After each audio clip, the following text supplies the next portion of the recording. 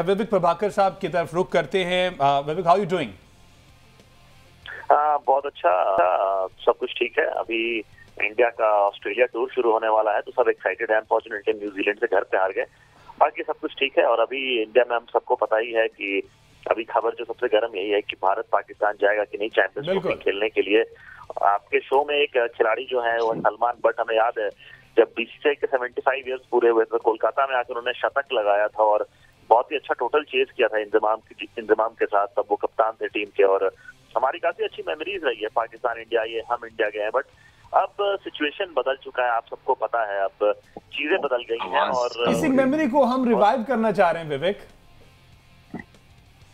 देखिए, रिवाइव तो आप सब रिवाइव करना चाहते हैं क्रिकेट, लेकिन अब सिचुएशन वो रहा नहीं उन दोनों देशों के बीच, चीजें वो रही नहीं। अब देखिए, और अब जो भी है, अब यहाँ बात आता है खिलाड़ियों के नेशनल सिक्योरिटी का और सब कुछ आता है। तो ये डिसीजन सिर्फ बीसीसीआई अकेले नहीं लेता है, आपको ये चीज जानना होगा। यहाँ पर भारत को अपने देश के, अपनी सरकार से परमिशन लेना पड़ेगा, तभी आपको टीम भेजी जाएगी इंडिया से बाहर या पाकिस्तान या कहीं भी।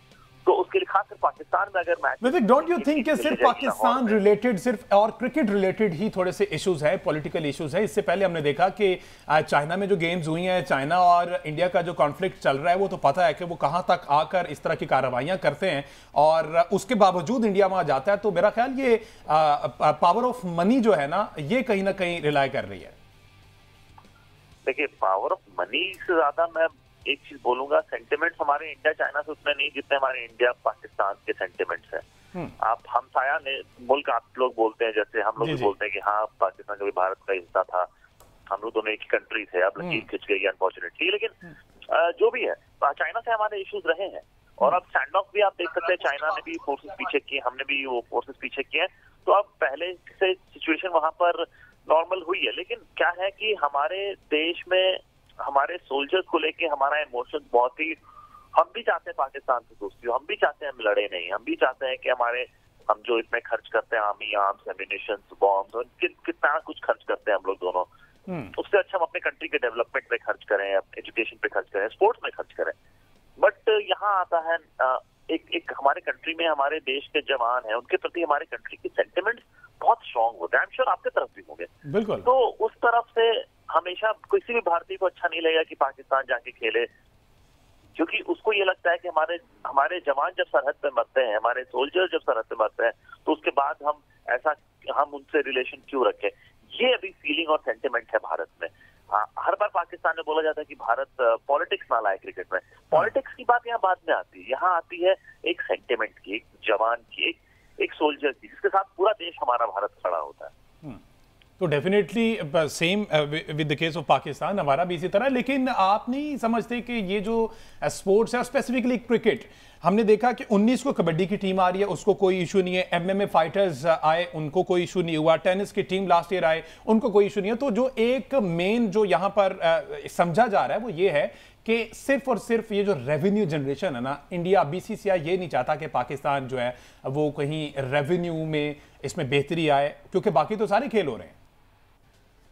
नहीं, देखिए, आपने अभी जैसे बताया कि मुझे याद है डेविस कप का मैच हुआ था, भारत गया था, रोहित पाल कप्तान है भारत के, लास्ट की बात, जी वो गए थे और वो वहां जाकर उन्होंने डेविस कप में पाकिस्तान को हरा के वापस आए।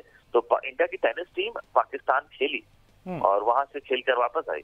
तो वहां पर सिचुएशन ये थी, सूरत हाल ये थी कि इंटरनेशनल टेनिस फेडरेशन जो डेविस कप करवाता है, वो आपको ऑप्शन नहीं दे रही थी कि पाकिस्तान से बाहर का ऑप्शन। तो इसका मतलब आईसीसी का ऑप्शन आपके पास मौजूद है कि आईसीसी को आप ये कह सकते हैं, वहां तो है नहीं है, लेकिन आईसीसी को आप जो है वो कर सकते हैं। मुझे आवाज नहीं आ रही, आप मुझे कॉल पे ले लें।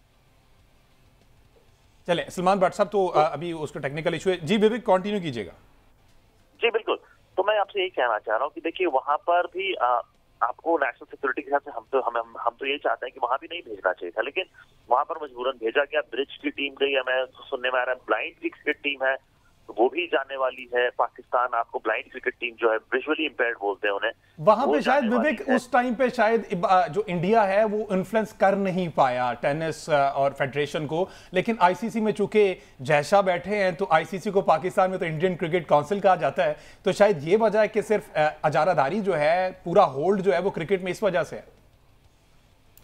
देखिए, क्रिकेट में होल्ड है और क्रिकेट में लोगों की नजरें भी जाती हैं, एक और बात आपको मैं बोलूंगा। और दूसरी बात ये भी आता है कि भारत ने का जो स्टैंड रहा है वो बिल्कुल क्लियर रहा है। आज से ही नहीं, जब से 2008 में एशिया कप आखिरी बार खेले थे, उसके बाद से जो सिचुएशंस हुई, अनफॉर्चुनेटली इंडिया में 26/11 हुआ और बहुत कुछ हुआ जो कि जिसकी वजह से भारत का सेंटिमेंट बदला है पाकिस्तान के प्रति। आपको ये समझना होगा, ये आम जनता का सेंटिमेंट है, ये सिर्फ बीसीसीआई की बात नहीं है। आप लोग इसको बीसीसीआई बना रहे हैं, वो नहीं है।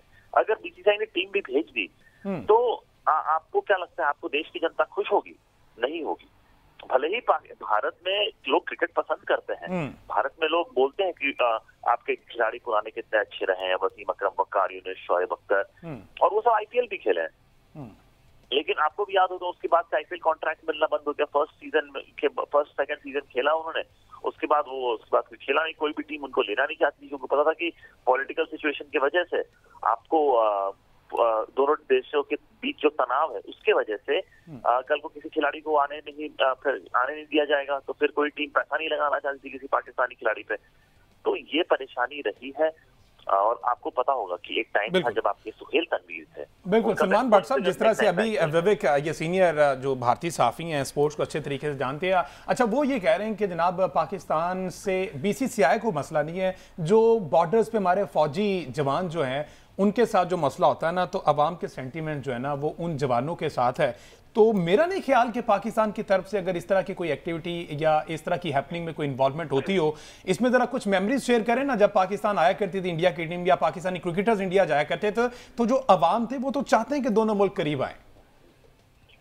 देखिए, इसमें तो कोई शक नहीं है कि दोनों तरफ के अवाम क्या चाहते हैं, ठीक है ना। But then there is a USP, the unique selling point for some politically और अदरवाइज, वो है कि आप एंटी बात करें, हर चीज को एंटी सेंटिमेंट में बदले।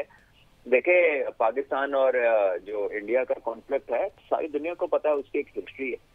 बट जब भी आप चीजों में करीब आते हैं या बेहतरी की तरफ जाते हैं, तो you grow over those things. अगर आप उसी चीज को जो है बार बार आप उसी चीज को करेंगे, तो then why play with Pakistan at all? There is no need. मत खेले ना, आईसीसी भी ना खेले, एशियन चैंपियनशिप भी ना खेले, अब डिफरेंट पूल्स में चले, इतनी एफर्ट तो करे ना कि दूसरे पूलों में डाल दें, ना करवाए मैच आपस में। अगर फाइनल स्टेजेस पे आ जाए तो वो तो मजबूरी है। सो यू सी, ये इस तरह बात बनती नहीं है, you know, it doesn't relate to logic कि आपका जवान जो है वो जाहिर है अपने मुल्क के लिए वो अपनी सर्विसेज दे रहा है, तो वो जवान का उतना ही हक बाकी टीमों के ऊपर भी है। सिर्फ क्रिकेट टीम के ऊपर उनका हक ज्यादा है, और जो ब्रिज की टीम है, जो टेनिस की टीम है, जो एमएमए की टीम है, जो दूसरी सारी टीमें हैं, उन पे उनका हक कम है। How can you justify this thing? You know, मेरी तो समझ से ये नहीं, मतलब कन्विंसिंग नहीं लगती ये बात सुन के। So if there is something, तो फिर why play at all? Let's not play then.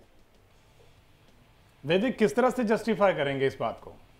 देखिए, जस्टिफिकेशन का बात यह है कि फर्स्ट ऑफ ऑल एक ये फीलिंग यही है कि बायलैटरल नहीं खेलेंगे। इतने सालों से बायलैटरल हो नहीं रहा है। आपको भी पता, सलमान भट्ट जी खुद इंडिया आ चुके हैं, खेल चुके हैं, और उन्होंने सेंचुरी बनाई है, रन बनाए हैं, इतना अच्छा परफॉर्म किया उन्होंने इंडिया के, और पाकिस्तान में भी उन्होंने अच्छा रन बनाया इंडिया के विरुद्ध।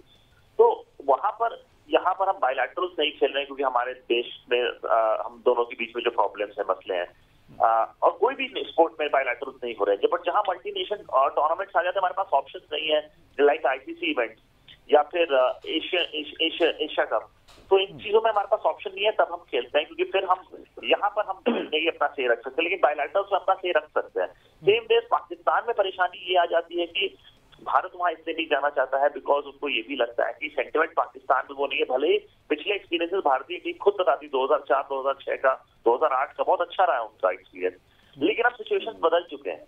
अब चीजें वो नहीं रही हैं। और आप लोग हमेशा ये बोलते हैं कि पॉलिटिक्स को स्पोर्ट्स में नहीं लाना चाहिए। मैं खुद बोलता हूँ पॉलिटिक्स और स्पोर्ट्स को बिल्कुल अलग रखो, लेकिन क्या ये चीज आप बता सकते हैं पूरी दुनिया को?